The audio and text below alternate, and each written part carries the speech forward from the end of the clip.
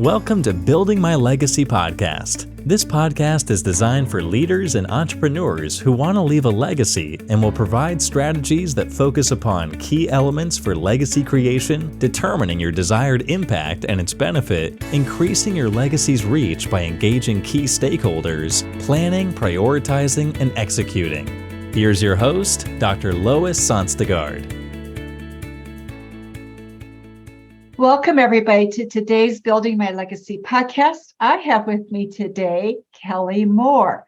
She is Executive Director and co-founder of Soulfire Productions. And we're going to get into that a little bit in terms of what is that. But Kelli comes out of a long history. She was in sports broadcasting for about 14, 15 years. She was with the Lakers, the Dodgers, and then WNBA, and I think something else. But left there because after all those years there, she found herself burned out and feeling like she had chronic illness that she needed to overcome. And how do you do that? And what were the underlying causes? And so she really put together her life in a way that addressed her own health. So Kelli, tell us a little bit about your background, what that experience was, what it was like as a woman working in the sports broadcasting industry.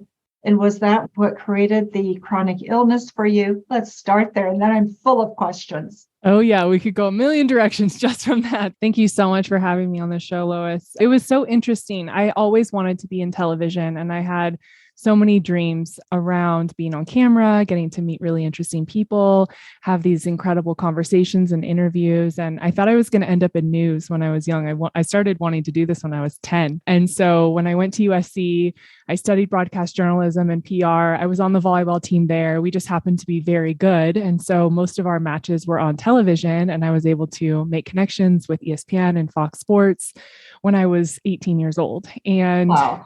Yeah, so I was very lucky. And it's a huge reason why I went to USC. I knew that the opportunities to connect with the networks and also have great internships in Los Angeles were huge. And so I started interning at a very young age, doing interviews. USC football at the time was also huge. And we had a lot of very famous players at the time. So I got to cover USC football when I was 18 and 19 years old and just figuring out how to hold a mic in my hand. And when I graduated, I was hired by ESPN and Fox Sports to do volleyball as well as college basketball. And that's really what started me in my journey. But interestingly enough, when I was 19 playing volleyball, that's when I got sick. And so I went from being co-captain of a volleyball team, best shape of my life, to one day I just couldn't walk. I couldn't stand up. I couldn't see straight. My entire body hurt. And my life was radically changed. I had to give up my scholarship and move to basically a scholarship for kids who got hurt or sick. And the school took amazing care of me, but I was no longer able to play. And I just became a regular student and pursued my broadcast career while also trying to heal at the same time, which, as you can imagine, is very difficult, especially when you're 19, 21, don't know what you're doing in the world anyway. You don't know who you are. And then top that off with you're feeling depressed, you're in a lot of pain, and you don't really understand what's wrong with your body. So I spent many years misdiagnosed while also climbing the ladder in television. I lived in New York for a year covering high school sports before coming back and getting a job with the Pac-12 network, covering volleyball, as well as that's when I started covering the Lakers. And then shortly thereafter, the Dodgers network started. I was taking on a lot of these big girl career roles. I was getting paid lots of money. I was on live TV every day in front of millions of people, while also silently suffering on the side. And it was really hard on my body, and it was emotionally very hard. I think a lot of people can resonate with this in certain ways. Is I felt like I was living a double life. There was the part of me that was smiley and cute and put on the good outfits and had the great interviews with famous athletes on TV. And then I would go home and I would crash and I couldn't function. And I was so tired and I just didn't know what to do. And so I lived like that for a long time. And then I finally hit rock bottom. I dealt with some sexual assault stuff at work. And that was really the cherry on top for me that helped me see how I was putting my body through such a grind. And I wasn't really fulfilled in my career either. I was in a very male-dominated industry. I was a young girl who definitely was ordered around and taken advantage of in a lot of ways. And I just didn't feel free. And so that was where my breaking point hit. And I felt this is just not for me anymore. I've done everything I can. I've worked really hard. I've done really well. And I think it's time for me to do something different. And so that's when I left that career. I think it was, 4 or 5 years ago now. And that's when I started my podcast and just created a whole new life. And funny thing is, as I was leaving that career, I healed within a year and a half from everything that I had dealt with for 14 years of chronic illness. And I think a lot of it was because of the toxicity of my environment, the way I looked at myself, the lack of respect I had for myself and people had for me. And I just removed all of that from my life and started fresh. And I haven't had a symptom since. Wow, that's remarkable, isn't it? Yes. We don't put enough emphasis on what stress does to us and its cumulative effect. And I think especially when we're young and athletic, we just think, we'll push through it. We can get through it. So tell me, is Soulfire Productions, I know it's focused on women, correct? And it is your experience what shaped that and formed that company? Tell us a little bit about Soulfire Productions. Yeah. So I had spent so much time in production as someone on TV, and I knew what looks good, what sounds good, how conversations really transform people, and the way they can, that as an interviewer, you can bring out so much from someone when you're talking to them. And that was really a gift of mine. And when I started my podcast, I knew, okay, I'm really good at interviewing people, but I don't want to talk to boys about home runs anymore. What do I do with this? And I was on my chronic healing journey, and I realized that I really wanted to be of service to women and have conversations for women around alternative medicine, healing in different ways, and just feeling more empowered overall. And I took that and I created the podcast. And I was working with this production company, and it was mostly men. And I just felt like they weren't really paying attention to detail. They didn't help me with my vision. They didn't introduce me to anyone. It was very robotic, in and out, transactional. And I just felt like there had to be more to this space. There had to be more in terms of community and relationships. And as a new podcaster, as someone young in the space, why isn't anyone giving me direction? Why isn't anyone telling me about ratings and reviews, or how to edit, or how to do a proper intro, or what helps you get ranked? None of that was shared with me. And so I had started dating my now husband, and he also came from the podcast space. He had a show for years. He helped people very well known create their podcasts. And so he had the back end knowledge of how the space worked. And I was more front of camera. And so we were able to bring that together and brought in an amazing girl named Sam, who's our now COO, to create Soulfire. And the whole concept for Soulfire was to have a one-stop shop production company that was female driven and female focused. So almost everyone on our 13-member team is a woman. We only have a couple guys. No offense to the guys. We love you, but I love that it's almost all women. And then we have almost all female hosts. We have about 40 shows that we produce. We do everything for them, from the raw and video editing to show notes to helping with market and strategy, creating all of their videos. And for me, being someone who has had a platform to share my voice and to share my message, I wanted to have a company that did that as well, and was a reflection of the hard work and the experiences that all of these people have been through, and how it has shaped them and the way they're able to impact millions of people through their podcasts. And so that's what we do. And I love it. It's incredibly fulfilling and really special to be able to do. So in a way, Kelli, you've gone from the frying pan into the fire, because having your own business isn't necessarily stress-free, right? No, ma'am. So now how do you manage that stress, and so you don't have your chronic illness return? Yeah, that's an amazing question. I think for me, it's really understanding, one, how to immerse myself in things I love to do. What are my strengths? What are my weaknesses? And then to create a team around me that is smarter than me, better than me at what they do, that can challenge me, and that I can delegate to. I am someone who was always a perfectionist and people pleaser. And I carried the weight of the world on my back from a very young age. And I didn't know how else to operate. And something that I've learned over the last few years, and I think once you hit 30, something changes and you start to see the world differently. And I gained a little perspective, and I understood how much my ego was driving things, how much I needed to be needed, and I needed to be the center of attention. And I realized that you can't scale a business like that. And so the last few years has really been about me delegating to people who are better than me at what they do. Our COO is incredible. She is one of the smartest women I've ever met. And she is not afraid to challenge me and say, look, like, let me do that. I love it. Let someone else do this. So my plate is not full and I don't have to wear every hat. And I've really surrendered to knowing that in order to scale a business and to be a really great leader, you have to delegate and you have to empower your employees. I think that's something that I do really is I empower our employees to really take ownership over their role and over the vision of the company. We're reworking our mission statement right now. And I love that we're co-creating it. I didn't just make it up and say, this is our mission. I said, hey, y'all have helped me build this over the last 2.5 years.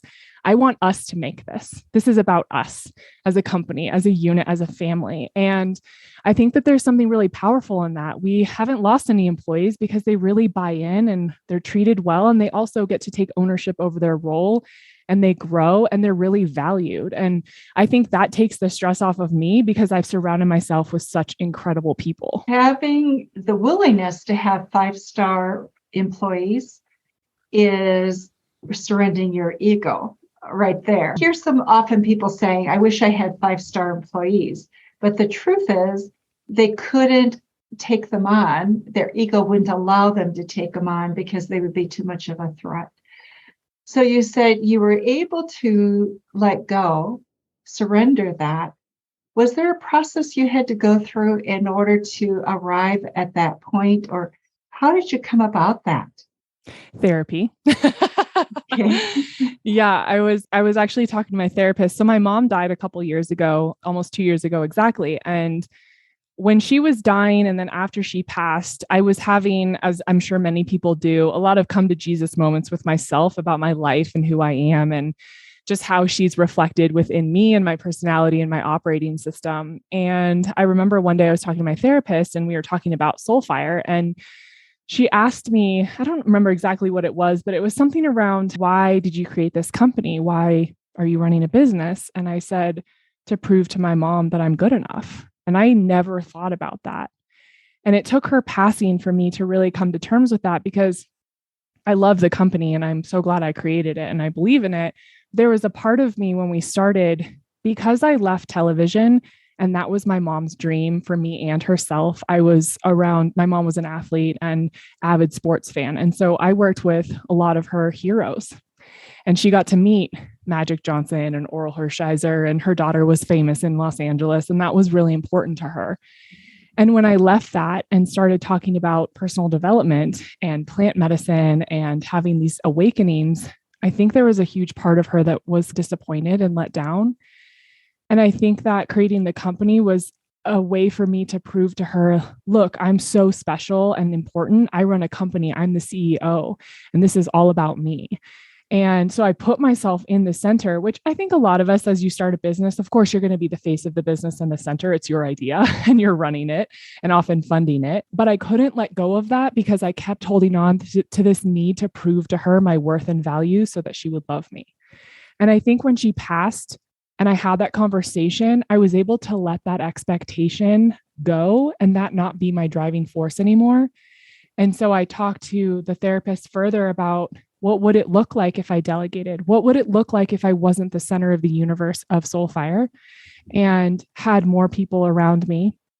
And what would that scaling be? And the opportunities. And it took me some time. It took months for sure. And there are things I still struggle to let go of. I think it's a work in progress always. But that was a really pivotal moment for me to understand what was driving me, what I was trying to prove. And if I removed that and did this because I loved it and because I'm good enough regardless, then how amazing could the company become? Let me ask you a question. I think so often we women tend to think we view business differently. We bring the heart to business. We bring the right brain to business. We bring out of the box thinking to business, right? So we have assumptions about what it is that we as women provide.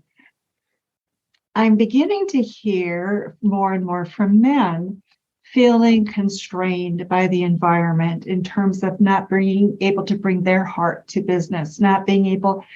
as I'm listening to some of this, the question that arises in me is, yes, there may be gender issues, but has it really also been something that we've created as a culture that we want this very tough, macho, strong, competitive mindset that rules out some of the other things? And men too are not healthy at the moment and feeling stressed and overwhelmed. I think the percentage still says that women suffer more than men, but it's a conversation we're not having. And so I'm also becoming more aware that we need to look at our whole workplace and what it is that we're doing with one another. Yeah, I agree. I think men and women aside, I think it's an energy that society has created expectations around. I think you're 100% right. And I know that so many women resonate with this, just like I do, is we are taught that we have to be competitive, that we have to tear each other down, that we have to grind. I love the word grind because it's so fascinating to me that we think we have to grind to be successful. But that's really what the example has been for so many years now. And there is no work-life balance, and people sell their souls for their work, for money, for cars, for things. And I think there really is a reckoning right now, at least in the space that I'm in, very heavily personal development and spirituality, of what if it could look differently? What if we could soften men and women into what really makes us happy? What if we could redefine what success is? Because I don't know about you, but I know a lot of really rich people who are not happy. And they thought that having money and things was going to be the thing. And they grinded for so long for that. And then they're left empty and divorced and have poor relationships with their children, and their bodies are shutting down, many of whom have chronic illness or cancer or anything like that. And so I do feel that there is a reckoning and more conversation around it. But I think you're right. It really comes back to what we were talking about right before we recorded, personal responsibility. Just because we're taught to be a certain way and to live a certain way by our parents, by our environment, whoever it is, doesn't mean we have to perpetuate that cycle. And so I think it comes down to being radically honest with ourselves and having tough conversations. For me, it's discerning what is mine and what is someone else's. So just like I just said, I had to discern what my driving force was. It wasn't me per se, it was my mom and her expectations and how she wanted me to live, which then drove me to want to prove things to her. So if I take that out of the equation and I ask myself, okay, but what is it that you want, Kelli? How do you want to live your life? And what does success mean to you? I get to completely rewrite that script for myself and start from scratch. And I think what happens is that so many of us are afraid of the unknown of what that looks like, because we've basically been handed a script our whole lives. And that's a lot easier because we just follow the script and be who people want us to be. But what if we're not? And what if we do get to change that dynamic for ourselves? And I just always urge people to be radically honest, ask yourself better questions, and be willing to step into the unknown, because you can stay where you are in your operating system and be miserable and sick. And that's fine. That's what you choose. But you could also go into the unknown where there's potential for you not to be miserable and sick. And I would much rather be in an unknown space where I do have fear and I am uncomfortable, but there's potential for growth and change, than be inside this box that was handed to me and just keep going as the person that I think I'm supposed to be for other people. And that takes courage. Yes, ma'am. It takes courage sometimes on a daily, sometimes hourly basis. Kelli, you talk about core values, and you talked about creating them with your group, but speak a little bit about how you see core values. You talk about them for your life, for your business. Why is that so important?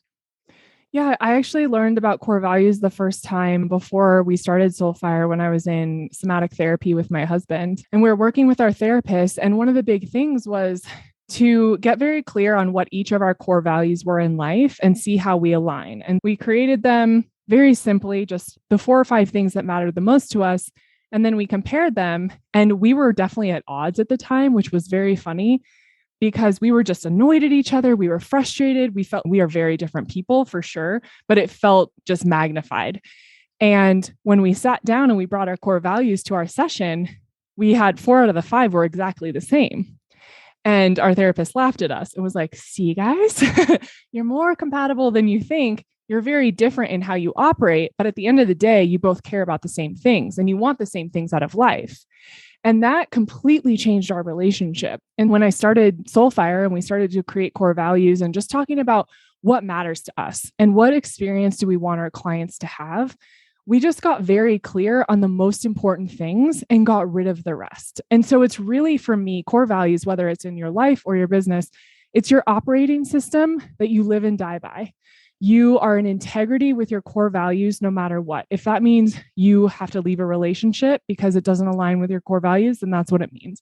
If it means that you let go of a client or fire someone because they are not aligning with core values, then you let them go. Because integrity at the end of the day, to me, is so important. And having that for your core values so that you can stick to what you truly believe in and not let people come into your space and your energy that just don't make sense, that don't align with who you are and where you're going. I think so often we're focused on things like money and success that we let stuff penetrate us that was never meant to be in our space to begin with. And we betray ourselves. And I think core values really allow us to stay very clear on what matters the most, that we don't betray ourselves and we stay in integrity. And something that I love, I'm in this mastermind right now with the founder of Cured Nutrition. It's a CBD company. And the way he talks about core values, you have your values, so you have your words. So I brought this paper so I could reference it for you. So ours are transparency, community service, and push boundaries. Those are our values, but underneath that, we turn nouns into verbs. So each one of those nouns has their own verb of how we operate that, how we live that out. So for example, if I have transparency, it's be honest, always educate, empower hosts, and build trust. Those are the ways that we stay in transparency. And there's examples for that for any core value. So I think it's really important to state what matters most to you, state how you want to live, but then state how you are going to operate in that way, what that verb looks like on a daily basis for yourself, how you communicate, and how you show up for your clients. Well, that's powerful. It takes some soul searching, doesn't it? Yes, it does. To come to that point. But then it's also on a regular basis reflecting to ask yourself, where are you at in relation to those core values? Because those are core values that if not implemented, if it's not a part of who you are, it soon becomes a limiting factor, not an empowering factor. Am I right or wrong? Yes, I 100% agree. And that's why I think using these to hire people and fire people are the most important thing you can do. Because if you're creating a certain culture and you've built that and you bring someone in who does not align with the core values of the company, it's exactly what you said. It's going to fall apart because it's not who they are and it's not what they believe in. So how are they ever going to match that? So being really clear with people about these are our core values. What does that mean to you? If that's not something that resonates with them, that's probably not your person. No matter how qualified they are, no matter what experience they have, that doesn't feed your culture. It really takes away from it. And I think that building culture and being honest about what your expectations are before people ever enter it is so important because, again, that's the integrity of the company. And if you're willing to let that go, the culture is going to fall apart. So true. It does fall apart. And with that comes radical transparency. So you talk about that. We know about transparency, but what does it mean to be radically transparent? Yeah. I think speaking from my own experience, I did a really good job of convincing myself of certain things or justifying certain things, actions that I took or operating systems that I had in my life. And I was never really asking myself questions that were challenging. One of my biggest things for my own transformation over the last few years has been asking better questions. And so much of that came from being a podcast host. If you're asking someone a question, it's like asking for a friend, but really just for me. Tell me about this. And I have taken that and internalized it and asking myself better questions around how I feel, what I want, what I desire, what really makes me happy. We talked about redefining success. That's one of those things where I had to look at, okay, so much of my life has been trying to prove something to my parents, trying to be successful enough, trying to be the smartest, prettiest, best in everything I do. And if I let go of that need for constant validation, what does my life get to look like? What actually brings me real joy? Why am I constantly pushing myself and grinding when I drove my body into the ground and was sick for 15 years? What is that? And so a lot of it came out in journaling in the beginning, just pouring my heart out of what I felt, what was wrong, what didn't make sense to me. And then looking at those things and saying, why are you being like this? Why is this a constant pattern in your life? And being willing to hear the answer. I think that's where we get stuck. Maybe we ask the question, but then we shy away from the truth.